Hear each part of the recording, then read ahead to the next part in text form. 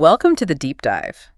Today, we're looking at someone who's reached, well, a pinnacle of fame and financial success that usually signals maybe slowing down. Right, the end of that intense competitive drive. But with the person we're discussing, it feels like this chapter is actually about a huge strategic expansion, not winding down. Exactly. We are diving into the blueprint of Cristiano Ronaldo. But our mission today isn't really about the on-pitch highlights. No, we want to get behind the celebrity, understand the hidden fuel, the business strategy, the billionaire mindset that keeps him not just relevant, but actually growing his empire, even now in 2025. Yeah, and the paradox that really jumped out from our research is this. Ronaldo's 40. He's the first footballer ever to break $1 billion in career earnings. He could absolutely just relax. He's earned that right, you'd think. But you watch him play now, and there's still this hunger. He fights like an underdog trying to prove himself all over again. It really makes you rethink what drive means at that level, doesn't it? It suggests that for the super elite, maybe relevance and longevity become the real currency, more than just the bank balance itself. So we've looked at financial reports, strategic analyses, recent sports coverage, trying to piece together the decisions that let him keep scoring goals and build this dynasty at the same time. Okay, let's start with the money, because the scale is just massive, but like you said, it doesn't seem to be the ultimate driver here. Yeah, and what's really telling is how he viewed money right from the beginning. I mean, Manchester United, 2003, signed for $12.24 million. A record for a teenager back then. A record? Most players would think, okay, I'm set for life. But the sources say Ronaldo saw it purely as a launch pad. It was never, enough for where he planned to go. That's the key difference, isn't it? It wasn't about spending it, it was about using it. So fast forward to now, 2025, Forbes, Bloomberg, they all confirm over $1 billion in career earnings. And his current annual income, around $275 million. But here's the shift. The majority of that isn't from his salary on the pitch anymore. It's off-pitch deals. Which points to the infrastructure he built. Exactly. He didn't just buy flashy things that lose value. He invested in ownership, hotels, gyms, his fashion lines, fragrances. The CR7 brand itself became this independent money-making engine. And then there's that Nike deal, the lifetime one. Oh, yeah. Reportedly worth over $1 billion on its own. It cements his image globally. So if money is leverage, as you say, not the finish line, where did he point that leverage? How did he use it strategically in his career moves? Well, it looks like he deployed it across 4 distinct markets, almost like a billionaire diversifying assets rather than just a footballer changing teams. Okay, walk us through that, starting with the move from Man United to Real Madrid in 2009. Huge fee, $94 million. What was the brand strategy there? It seems the strategy was moving from the intense but maybe more localized Premier League spotlight to what the sources call the global megaphone of Real Madrid. Maximum visibility. Maximum visibility. Spain was the platform to go from being a star player to a truly global icon, someone who could sell products anywhere in the world. And he backed it up on the pitch, obviously. 9 years there, 4 Champions Leagues, over 450 goals, legacy numbers. Okay, but then the move that baffled some people, Juventus in 2018, leaving Real Madrid, arguably the peak. Why?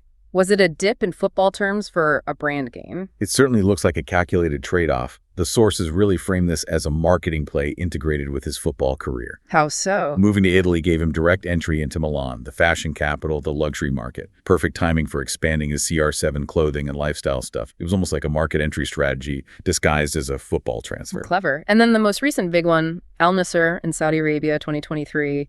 The press screamed, retirement league. All right, that was the narrative. Yeah. But again, the analysis suggests something different. Repositioning, moving into a key emerging market. And the money was obviously huge. Astronomical. $200 million a year, highest paid athlete on the planet in 2025. But crucially, it put him right in the middle of Saudi Arabia's big push to use sports to boost its global image. You mean the whole sports washing angle the sources mentioned, investing billions in sports to shift global perception? Exactly. By taking that deal, he wasn't just an employee.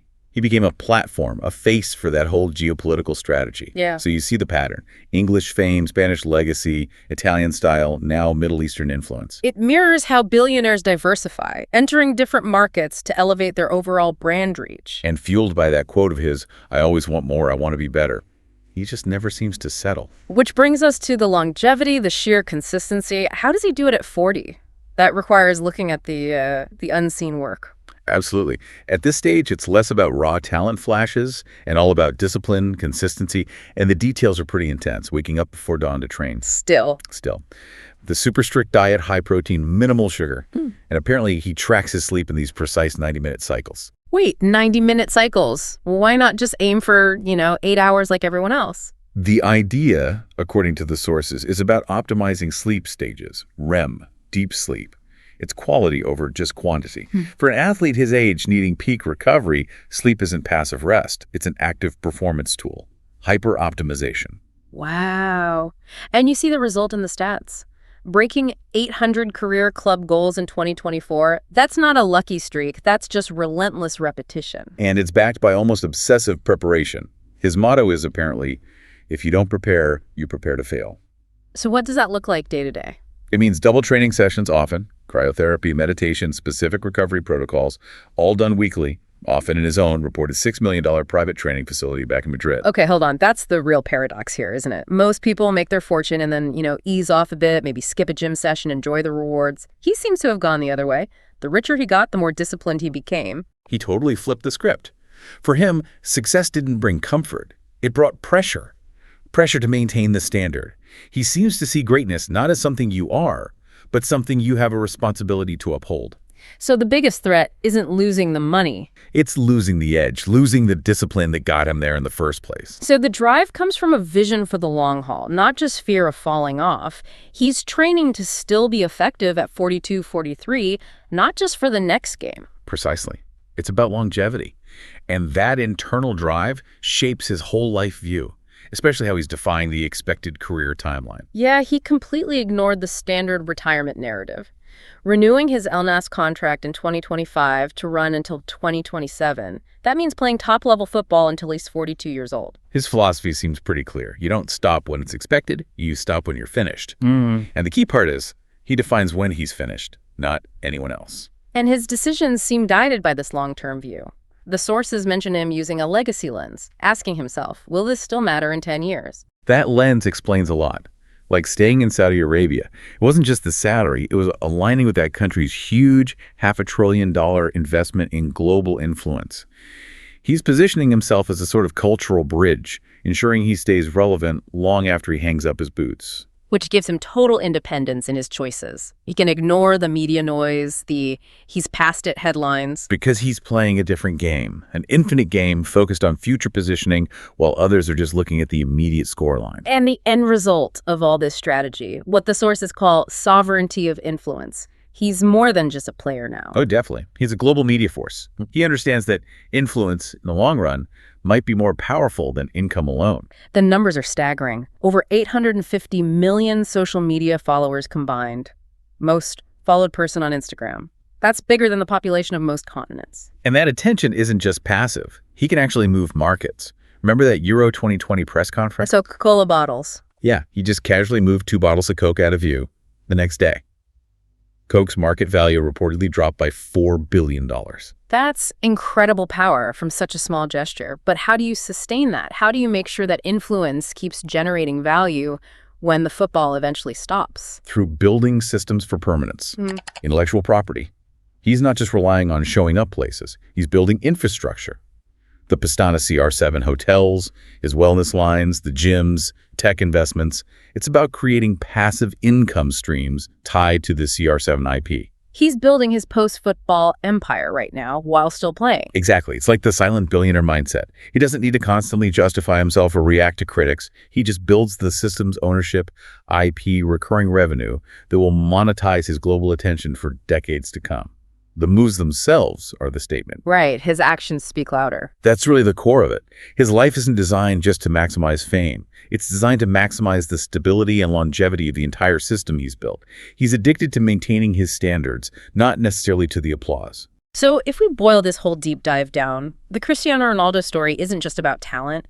It's about the deliberate, engineered creation of, permanence. Yeah, building systems, discipline systems, income systems, decision-making systems that just compound over time. He didn't just get lucky. He engineered this machine. It shows that greatness isn't just achieved, it's sustained. often in silence, through relentless routine, and just believing you can always demand more, even when everyone else says you've done enough. Totally. Most people hit the top and think, okay, time to enjoy the view. He seems to have reached the top, looked around and asked, right, what's the next climb? And maybe that's the thought to leave you with.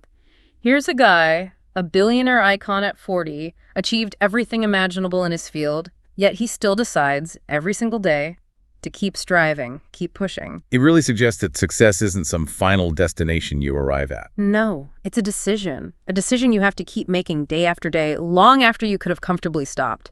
So the question for you is, what decision are you still fighting for?